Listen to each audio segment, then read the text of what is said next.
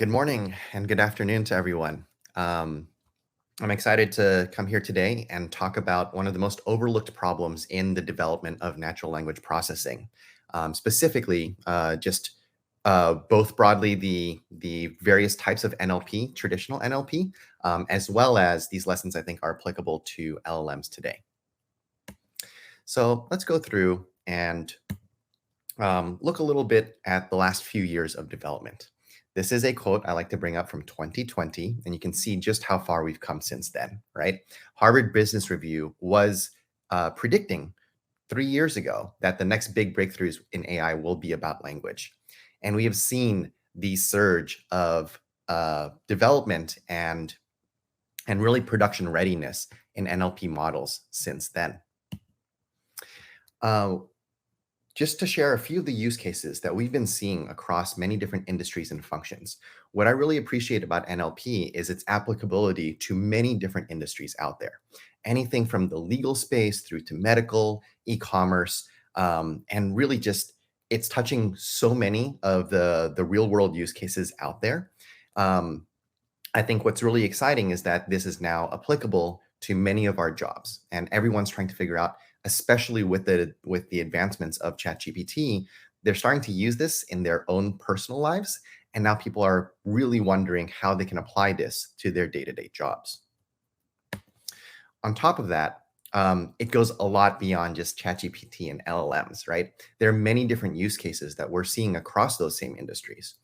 Anything from the basics like entity recognition and sentiment analysis and text classification through to more advanced types of NLP, like aspect-based sentiment analysis or co-reference resolution, right? And all of these different technologies are coming together, again, to solve real-world problems. I think that in order to continue with these advancements, labeled data is the foundational building block that will actually power all of that. So you can see here, languages are very challenging, right? Even for the single word run, there are over 200 known definitions of the word run, and you see a few of those examples here. And so in order for us to continue teaching machines about how our language operates, we're going to need to give it a lot of labeled data. And here is my own prediction, right? Even with all the progress we've made over the last decade, I still believe that less than 0.001% of all the required labeled data has been labeled so far. This is going to be fundamental for us to continue to be able to push these through into the real world applications. Unfortunately, data science and NLP courses do not teach the basics, right? We learn everything we need to about how models work, what kind of algorithms, what developments we've had, and what the latest state of the art looks like. But when it comes to the actual pragmatic capabilities of labeling and getting your training data, we often are left to our own devices, and everyone is often reinventing the wheel.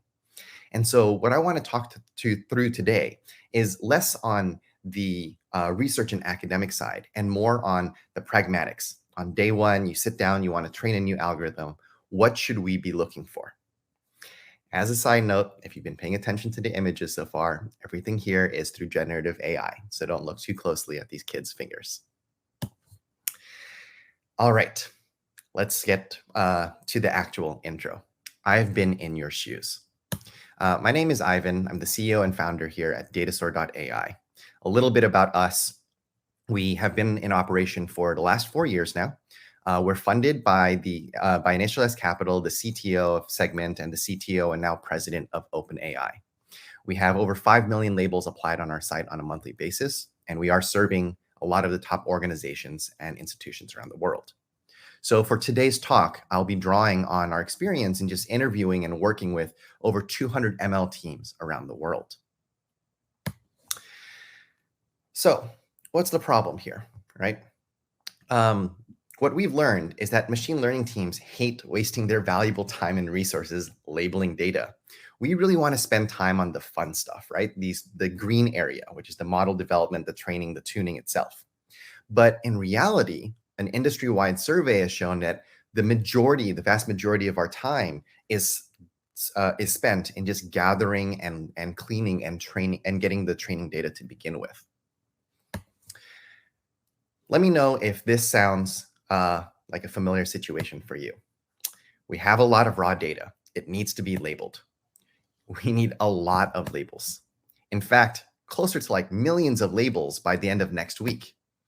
And there's only 3 of us, right? What can we do here? Well, people jump to a lot of commonplace solutions, right? You could start with, hey, there's a lot of labeling experts out there. I get messages in my inbox, people asking if we need labeling services. There's got to be lower cost labor available somewhere, and that should be easily scalable, right?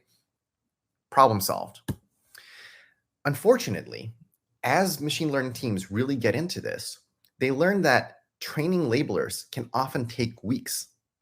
The guidelines that they need to write up, they start with, a couple of paragraphs, should be super easy.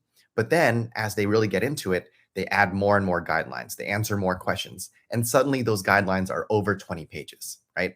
Again, I have been there. I have written up a 30-page guideline on how a specific job should be done.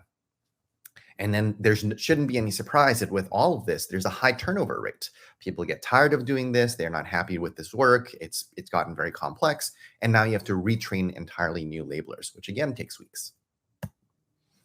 So what I'm hoping to cover in the next 20 minutes is talking about how we can solve this, right? Identifying where the real problems are even before we begin. And by answering a lot of these questions in advance and planning for this ahead of time, we've seen teams be able to cut down their timeline from over a year to under 3 months. So without further ado, let's jump into what these tactical questions are like. We're going to start off with the top 3 here.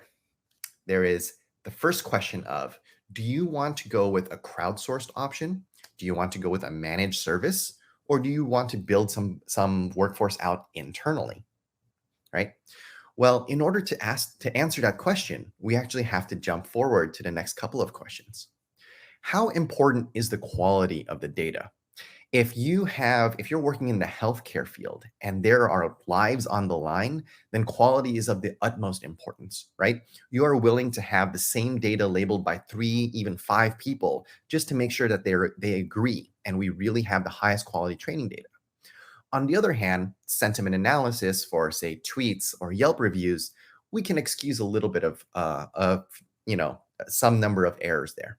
And so we have to first determine what is our quality threshold.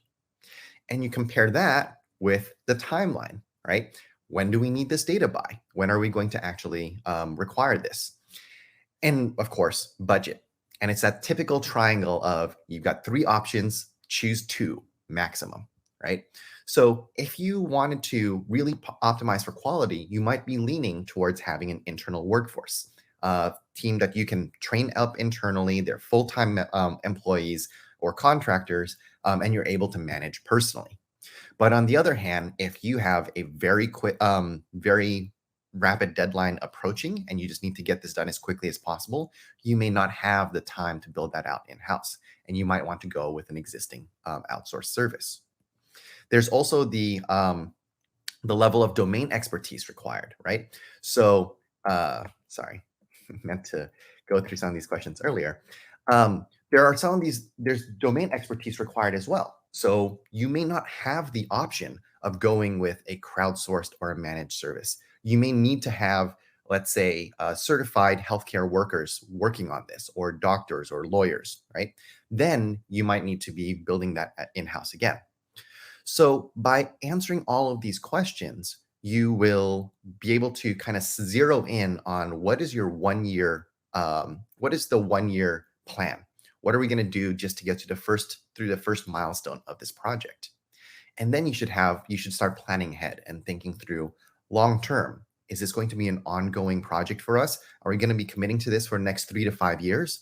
And if so, is there a timeline where it makes sense for us to switch from working with an external vendor to bringing this in-house? Just as quick side note, this is just an objective observation that we've seen. A lot of people start with Mechanical Turk. But we've also seen every single customer that starts with Mechanical Turk eventually move off of it. It's a well-known brand. It is, Amazon has great services that are alternatives to Mechanical Turk on their marketplace, but it wasn't originally built for this type of AI data labeling. And just the error rate that comes through, the turnover, just makes it so even if it's the lower cost option to begin with, the costs quickly outweigh the benefits here. Moving on. There's the question of ethical sourcing.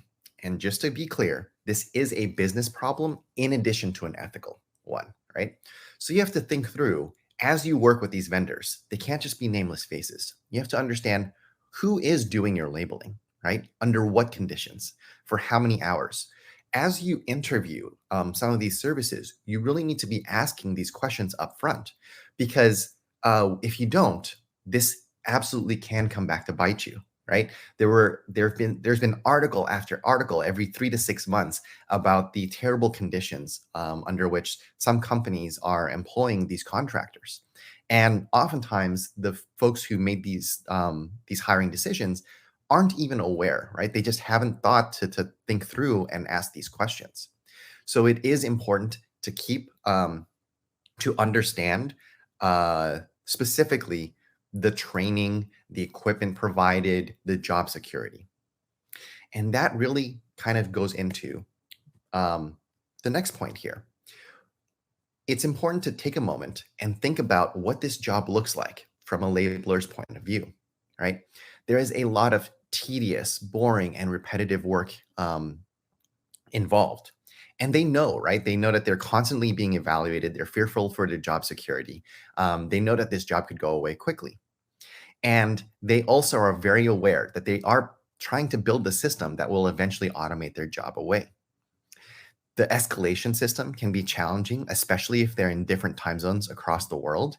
Now, when they have questions, they have to wait for a 12-hour time cycle at the very minimum to get answers to what should I have applied in this particular case, right? Oftentimes, it becomes this faceless corporate employer, this boss. And so naturally, with all of this, they need to start learning how to game the system and how to get the most out of this job while they have it. And so a lot of people I talk to complain about how, this task should be super simple, but the work that they get is just never quite right. Why can't they ever get it right? Right. And it's for all these many different complex situations and work environments that make it harder to really establish what needs to be done. And that can lead to a lot of errors and constant redoing of the work. Data privacy and compliance. This is a very hot topic these days in the world of AI. You have to think about who can actually access your data, right? What are the regulatory requirements? This can differ from state to state, from country to country. You have to assume a worst case scenario. If there is a data leak, what happens here, right? So again, you need to establish policies very upfront, very at the very start of the project as to what kind of data is being transmitted and what are the processes that you have in place in order to ensure that this data isn't leaked. And in a worst case scenario, what will we do, assuming there is one? Designing the right job. Okay. So this is a very common pitfall that I see, especially when I'm talking to engineers. When they're designing these, let's talk through a very common one, right? In my previous roles, I've had to do this at different companies. Uh, it's content moderation, trying to understand whether something is appropriate or not. And back then, I started off very naive, right? I thought I could just go through, we've got rules, right, for movies, what's PG-13, what's rated R. I can just copy and paste those same guidelines. Not at all true. Those are very, very vague guidelines, and it is incredibly difficult to maintain consistency. A lot of engineers come in thinking, well, honestly, I could probably write a few rules or code up a quick algorithm, right? Why do we even need a human to begin with? But the thing is, if you could just write this algorithm up, why do we need AI? right? That is the fundamental question, like that was the fundamental need to begin with in designing this job. On top of that, you have to account, how are you going to account for human error or human bias or fatigue, right? These things naturally happen. So a very common thing that we have to do is assign at least two people to look at any given project. And then you have a reviewer look at where those two people disagreed. And that can help mitigate, 80%, 90% of the initial error rate. But again, that adds time, that adds cost to the task required. When you're seeing these errors, you have to dig in and start looking at the projects yourself. Is it that your labelers are messing up, or is there just natural ambiguity and the task wasn't well defined to begin with? Should these labelers be channeling the end user, right? Should they be pretending to be an end user, or are they channeling your product vision? Are they expected to be experts at your product, or are they coming in intentionally trying to be naive and approaching this from the user perspective? And finally, how much time do you expect to be spent per task, right? There's a lot of these where people will charge by the hour and you're trying to get as many tasks in as possible any given minute, any given hour. But by setting those expectations up front and having a timer on each and every task, that can prevent them from really taking the time through to research and understand what the task is supposed to be like to begin with. So, how do we begin mitigating this, right? There's a lot of different questions. It feels like all I've been doing is really asking a lot of questions. Well, first, you can start by starting small, right? And reviewing and repeating. You don't want to be sending all of your data over at once. You want to start with a small data set, see how that performs, try and identify the edge cases, and then move on from there. On top of that, labeling redundancy is very important, right? The ability, as I said earlier, to have multiple people looking at the exact same data. Comprehensive guidelines, right? This goes hand in hand with the next topic, which is dogfooding your own project. We think that these projects are very simple to start with. But as you go through and start labeling some of your own data, you will very quickly identify edge cases. So you'll have to think about this at a systems level. You have to think through not only the baseline, what are we expecting, but what are the edge cases that we haven't considered yet? What are the ways in which somebody could game the system, or users are going to try and bypass some of these filters? And then we should figure out where we want to draw the line there, right? And lastly, providing kind and empathetic feedback, right? We talk a lot about usability guidelines for end users, but when we're working with these outsourced, with internal or outsourced vendors, we need to be thinking about the human on the other side of that too, and what they're trying to accomplish and how we can align best with them. Final topic here. Of course, it is also important to choose the right tools, right? A lot of companies that we talk to start off by labeling on spreadsheets, and that's totally fine, right? For one person or two people doing the labeling, I think it is a perfectly reasonable way to start. We're all very familiar with spreadsheets. As that begins to scale, people start thinking, oh, well, I really wish that we could do this, or we could automate this on the spreadsheets, or we could have, easier ways to select from our drop-down options. So again, as engineers, we often think, I could build a web app for that pretty easily, right? But what I want to just share today, and this often comes as a surprise, is that there are many readily available tools out there, and they all come with their pros and cons, right? So you have to think through and explore what are the right tools for you. Full disclosure, right? Datasaur is an NLP labeling platform, and so we have spent a lot of time and effort building out these tools. But there are many different options, and depending on the specific use case you have and where you are at the stage of your labeling, you'll want to evaluate what has the right cost benefit analysis for you and your team. My mission, right? When I started this company 4 years ago, it's because I had spent the previous 7 years as a product manager on the other side of the table. I had built the same in-house tooling solution 3 times over before I decided I didn't want anybody wasting their time and resources doing the same work that I had over the last 7 years. So I want to make sure nobody ever devotes their time to building their own in-house tools again. You wouldn't rebuild Photoshop or Figma for your designers. You similarly should not be rebuilding a labeling solution from scratch, right? I also want to improve productivity and quality as NLP becomes ever more in the spotlight. I want to start sharing a lot of these industry best practices and having people ask and answer these questions in advance without having to learn them the hard way, right? And then just helping you be a thought leader for your team. Help for all those who are trying to push for adopting NLP at your company. I want to be your ally and partner in helping make sure that that is successful. I'll close here with just a very quick live demo, right? We've talked a lot about a lot of these principles in the abstract. I want to just share a little bit about what professional tooling can look like and how this can really impact your job. Welcome to Datasaur. I'm just going to give the 2-minute whirlwind demo here, right? But in Datasaur, what we have here is just a text document that we've loaded up. And you can go start by selecting any of these spans and applying labels to this very quickly, right? So I can just go through, these correspond to keyboard shortcuts, and I can apply whatever label is appropriate.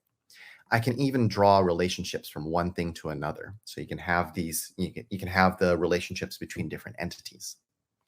But what I really want to share is that there's a lot of advancements. You may have seen plenty of tools that are similar to this, right? But we are evolving very rapidly as an industry.